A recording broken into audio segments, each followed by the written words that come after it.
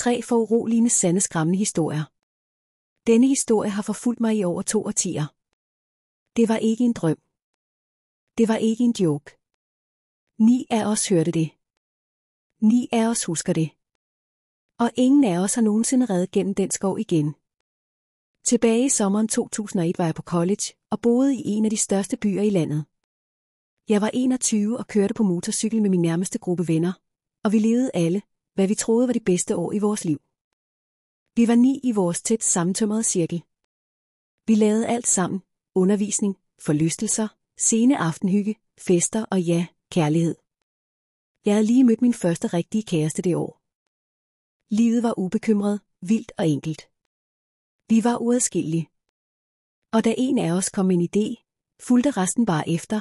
Ingen stillede spørgsmål. Så da vores kammerat Adam foreslog en drengs eneste weekend på hans familiesgård omkring 2 timer ude af byen, var beslutningen enstemmig. Hans far ejede over 200 acres åben landbrugsjord, en kyllingekupé, en rigtig gammel bondegård og endda en pool. Det lød som paradis. Ingen mobiltelefoner, ingen lektier, kun motorcykler, musik, grillet kød og øl. Vi forlod byen sent fredag eftermiddag. Vi kørte alle 9 i en flok, mens brølet fra vores motorer ekkoede gennem motorvejen, da vi forlod civilisationen. Fredag aften var uforglemmelig. Grillmad, vittigheder, drinks, der plasker i poolen, ligger under åben himmel med intet andet end stjernerne og lyden af landskabet. Lørdag var det samme, ren lykke. Et øjeblik føltes det, som om tiden var stoppet. Men alt ændrede sig den naturvidenskabelige. Omkring kl. 23:00 fik Adam et opkald på den gamle bondegårds fastnettelefon. Det var hans far. En af deres onkler var gået bort den aften i en lille by kaldet Dry Creek, omkring yderligere 2 timer væk. Hans far spurgte, om vi kunne ride derud for at hjælpe enken. Hun var ældre, knust og helt alene. Vi blev summet fra aftenen, men ædru nok til at ride. Vi tøvede ikke. Vi pakkede let, gearede op og kørte på vejen omkring kl. 23:30. Ingen af os kunne have gættet, hvad der nu ville ske. Vi var dybt inde på landet nu og red ind i ukendt territorium. Ingen gadebelysning, ingen butikker, kun lange strækninger af tjæreveje afbrudt af grusveje og en gang imellem træskilte.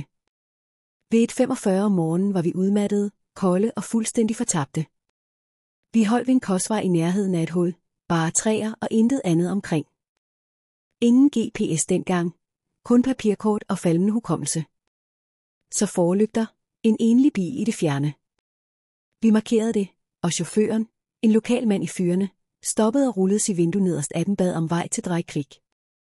Manden nikkede og sagde, "I drenge er tæt på. Jeg kan tage jer resten af vejen. Følg mig."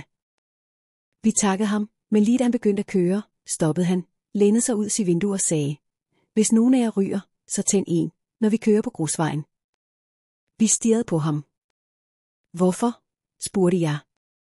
Han kiggede lige på mig og sagde med en flad, alvorlig tone, "Så heksene snupper dig ikke." Så rullede han sit vindue op og kørte videre. Vi grinede nervøst. "Landshumor", sagde en af mine kammerater. En anden sagde, "Denne fyr prøver at rode med os." Men mens vi red videre, begyndte træerne at ændre sig. Jeg sværger på alt, hvad jeg elsker, de skove var forkerte. Det var sommer, men træerne havde ingen blade. Ikke en. Bare knudrede klolignende grene, der rækker ind i himlen som 1000 fingre. Jordvejen var smal, lige bred nok til, at bilen foran og vores cykler kunne slange sig igennem. Og så gjorde fyren det. Han rullede sit vindue ned og tændte en cigaret. Noget ved det øjeblik fik hårene på min nakke til at rejse sig. Jeg kiggede til venstre for mig. Min ven Nick red ved siden af mig. Han røg også. Jeg råbte over motorerne, "Light one." Han grinede af det. Jeg fik ham til at stoppe. Jeg tog ind fra hans taske og tændte den selv. Min hjelm kom af, og jeg pustede, da vi begyndte at rulle igen. Så skete det. Først troede jeg, at det bare var en brise, men det var ikke vinden. Det var latter. Et højt, knust, skingrende kavlen ekko fra oven. Det lød som om det kom fra træerne, måske 30 fod over os. Så igen og igen. 5 gange i alt. Den slags grin, der får dit blod til at fryse. Som noget gammelt, ikke menneskeligt. Jeg tabte næsten min cigaret. Jeg vendte mig mod Nick. Han hørte det også. Det samme gjorde æden på den anden side af vejen. Motorerne blev højere, da vi instinktivt lukkede afstanden mellem vores cykler, kørte side om side, forlygterne overlappede, som om vi forsøgte at smelte sammen til en krop. Ingen sagde et ord. Vi red sådan i 15 minutter mere gennem de døde skove. Latteren fulgte os, indtil den ikke gjorde det. Da vi endelig nåede byen, lignede det noget ud af en glemt tid. En enkelt gade, et par huse, ingen lys tændt, ingen lyd. Vi trak ind i indkørslen til et lille træhus i kanten af træerne. Manden i bilen gav os en stille vink og kørte uden et ord. Vi bankede på døren. Enken svarede rødfarvet og skælvende. Hun spurgte ikke engang, hvem vi var i Abel. Hun sagde bare, tak fordi du kom. Og åbnede døren på vid gab.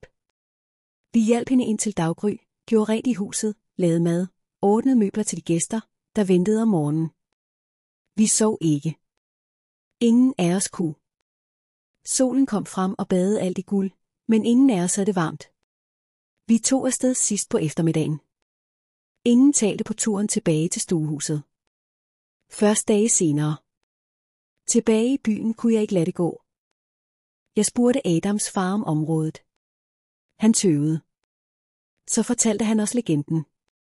Lokalbefolkningen siger, at en heks spørger den strækning af skov nær Dry Creek. Hun dvæler i træerne. Hun kan ikke tåle ild, især røg. Nogle siger, at hun blev brændt levende for årtier siden. Andre siger, at hun er ældre end selve byen. Folk forsvinder der. Mænd, for det meste jægere, drivende, fortabte sjæle. De siger, at hun griner, før hun tager dig. Ingen kører gennem den grusvej efter midnat, med mindre de ryger. Adams far sagde, at han altid troede, det bare var gamle historier. Vi fortalte ham aldrig, at vi hørte latteren. Vi har aldrig fortalt det til nogen før nu. Et år senere holdt Nick op med at ryge. Jeg spurgte ham hvorfor. Han sagde, fordi det reddede mit liv engang.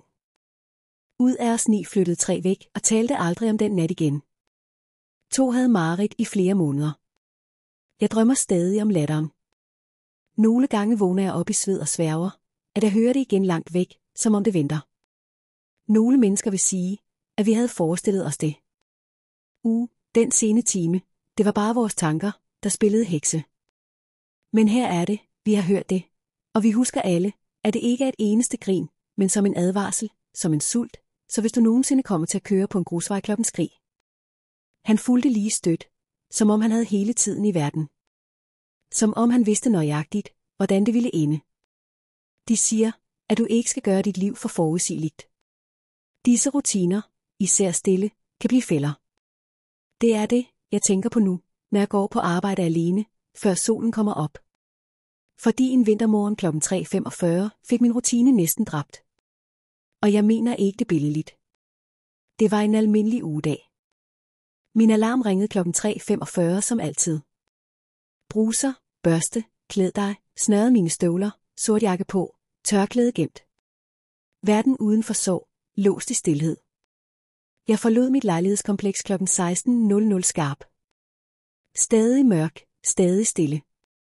Den slags stilhed, der presser på dine ører. Det var vinter, men ikke frysende. Lug koldt, hvis det gør sans. Bare koldt nok til at få dig til at gå lidt hurtigere. Min arbejdsplads er omkring 3 kilometer væk. En 30-minut gåtur, hvis jeg ikke stopper. Stien er altid den samme. Forbi nærbutikken gennem et tyndt skovklædt område, derefter op ad en lang, stabil bakke, før han skærer gennem en tyk skovvej, der til sidst åbner til bageste parti af kontorbygningen. Jeg har gået det 100 gange. 1000 måske. Den gåtur plejede at føle sig som min, som ingen andre vidste om det, men jeg har det ikke længere lignet en stor kat, der stod helt stille i mørket, men da jeg tog et skridt tættere på, indså jeg, at den kun var en ræv, og efter et par sekunder sprang den ud i træerne, så jeg tænkte ikke meget over det. 4 minutter senere begyndte jeg at klatre op ad den lange bakke, bare mørket og det knasende grus under mine støvler. Først troede jeg, at jeg forestillede mig det, en skygge, der bevægede sig på den anden side af vejen lommelygte, ingen reflekterende redskaber.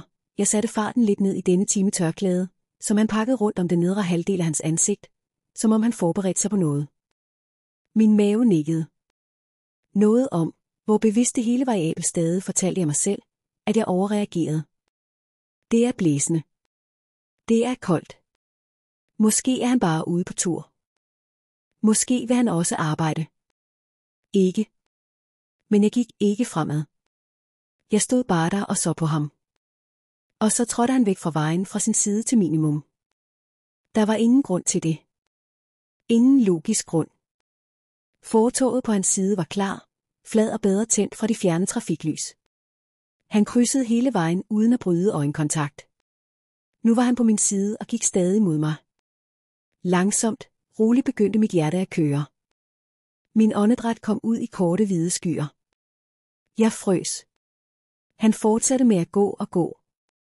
Og da han ikke var mere end 3 ft fra mig, den primitive switch ind min krop vendte mig om.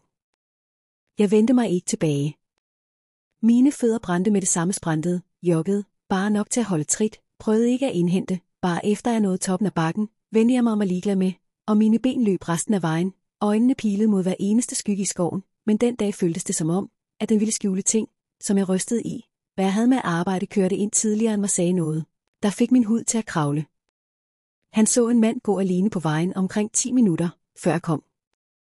Jeg kunne ikke stoppe med at tænke på det øjeblik, da han krydsede vejen. Da han kom nærmere, da jeg frøs. Hvad hvis jeg ikke havde løbet? Hvad forberedte han sig på? Da han passede op. Hvorfor fulgte han mig? Hvorfor stoppe, da jeg kiggede tilbage? Han sagde ikke et ord, bad ikke om penge. Han virkede ikke beruset eller tabte. Han ventede og så på. Han havde det samme look, som rovdyrene har. Ikke vred, ikke vild, bare patient, beregner, som om han havde gjort dette før. Jeg begyndte at få forlystelser eller tage en længere rute, der sidder tættere på kvarteret end var blevet angrebet, men flere mennesker beskrev en mand, der matchede min beskrivelse helt ned til handskerne og halstørklædet. I et tilfælde sagde en kvinde, at hun følte, at nogen iagttog hende fra træerne, mens en anden sagde, at manden krydsede vejen til hendes side og gik direkte bag hende i 10 minutter uden at sige et ord forsvundet. Til denne dag har jeg ingen anelse om, hvem han var. Måske en psykisk syg person, der leder efter det rigtige øjeblik. Den rigtige åbning mig mere noget andet, hvis jeg ikke havde set ham på toppen af bakken. Hvis jeg ikke var blevet ved med at løbe rundt, tror jeg ikke, at han ville have fulgt mig ind i skoven det mørke. Der er folk, der ser, venter, på udkig efter nogen, der ikke løber alene. Og nogen krydser vejen bare for at komme tættere på, så vent ikke, for monster gemmer sig ikke. Altid i skyggerne hjemsøgte huse. Jeg har hørt fodtrin, når ingen var hjemme. Jeg har set skygger, der ikke burde være nogen. Vi havde kun boet i Missouri i et par måneder, da det skete fra Californien til en lille by i statens bagskov, hvor naboer vinkede fra verandaer, og alle svor, at de havde følt noget underligt på et eller andet tidspunkt af jordens skov, der krøb lige op bag baghaven. Huset havde den der svage, muggen lugt af noget. Du kender ikke bare gammelt træ eller mildu, men noget koldere. Mine forældre gjorde, hvad de kunne for at få stedet til at føle som hjemme, føler mig som et rigtigt lille hjem. Det skulle være min flugt, men jeg vidste ikke, at jeg ville prøve at flygte fra det i stedet, lige over for en lille græsbevokset grund, der adskilte vores hjem. Vi blev øjeblikkeligt bedste venner. Vi sad på det nederste dæk med skodderne åbne, og lod vinden og solen vælte indisk. Den dag det skete, startede som en hver anden. Det var lidt over 14:00. Solen stod højt, og lyden af cikas fyldte luften som statisk, og jeg var inde i det nederste dæk i klubhuset. Og til grinede vi eller snakkede skrald, men for det meste nød vi bare den fredelige stilhed. På et tidspunkt sagde Jillian, hey, jeg glemte at give mine katte mad. Jeg kommer tilbage om 5 minutter. Jeg kiggede ikke engang op. Okay, sagde jeg. Jeg kommer. Hun gik gennem hoveddøren til klubhuset, og jeg var alene. Præcis 3 minutter senere, fordi jeg husker, at jeg tjekkede det lille ur på min 3DS, hørte jeg træskoderne til højre for mig slå op udefra. Jeg syntes, at jeg måske var bekymret. Over og der lignede det hende, der stod lige uden for det åbne vindue. Intet svar, bare det dødelige blik, og så smækkede hun skodderne sammen. Min mave faldt ud i skoven toppede udenfor. Hun var intesteds. Jeg trådte ud og kiggede mod hendes hus. Og det var da mit blod blev koldt. Jeg så hende. Den rigtige hende. Jillian var lige nu trådt ud af sin bagdør, holdt en pose med kattefoder, børstede hendes hår ud af hendes ansigt. Hun så normal, levende, sund, ingen grå hud, ingen tomme øjne. Hun var ikke kommet tilbage endnu. Jeg kiggede tilbage på klubhuset, derefter på hende, så tilbage igen, og jeg kunne ikke trække vejret. Senere samme dag fortalte jeg Gillian, hvad der skete, men da hun så, hvor alvorlig jeg var, ændrede hun sig. Vi sad på hendes værelse resten af dagen og prøvede at ryste det af. Men hver å i hendes hus fik os til at hoppe. Hver skygge i gangen så forkert ud. Jeg undgik mit klubhus i uger efter det. Men historien slutter ikke der. Til sidst fik nysgerrigheden overhånd. Det var sidst i september. Luften var begyndt at køle af, og bladene var lige begyndt at vende. Jeg besluttede mig for at gå ind i klubhuset igen en eftermiddag alene. Dumt, jeg ved det. Alt så normalt ud i starten, lidt støvet, spindelvævene i hjørnerne sad stadig nede i hjørnerne. Lille bænk inde i det nederste dæk, forsøgte at overbevise mig selv om, at det var noget mærkeligt lys, måske endda en drøm. Så hørte jeg det banke igen, langsomt, bevidst, som fingernegleflyt. Jeg holdt vejret, indtil mit bryst brændte, derefter tavshed. Et øjeblik tænkte jeg måske, at det var stoppet. Indtil jeg hørte noget værre. Hvisken lige bag mig. For tæt. Det sagde mit navn. Ikke skriget, ikke hvisket hårdt, bare rolig, sød, næsten som nogen, der foregiver at være kendt. Jeg vendte mig langsomt. Intet. Men den øverste dækstige knirkede. Jeg vidste, at jeg ikke skulle gå op.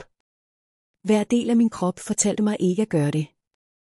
Men det gjorde jeg, en hånd på trækværket, en fod ad gangen. Det øverste dæk var lysere, mere åbent. Jeg kiggede rundt, tom, undtagen der var noget ridset ind i gulvpladerne. Jeg kom på mine hænder og knæ og kiggede nærmere. Et ord, mit. Ridset dybt ned i træet igen og igen. Snesevis af gange. Jeg ved ikke, hvordan jeg aldrig har bemærket det den aften, spurgte jeg min mor om ejendommen, og fortalte mig så noget, der stadig var død. Det var for længst rådnet væk på næsten samme sted. Jeg gik aldrig tilbage i klubhuset igen, men et par uger før vi flyttede ud, gik jeg forbi den en sidste gang, for at se skodderne slingrede jeg aldrig, og på indersiden af glasset havde jeg trukket op i glasset så, med det øjeblik, at se den grå, livløse udgave af min bedste ven, der stiger ind på mig, vil altid være den mest skræmmende. Jeg ved ikke, hvad det var.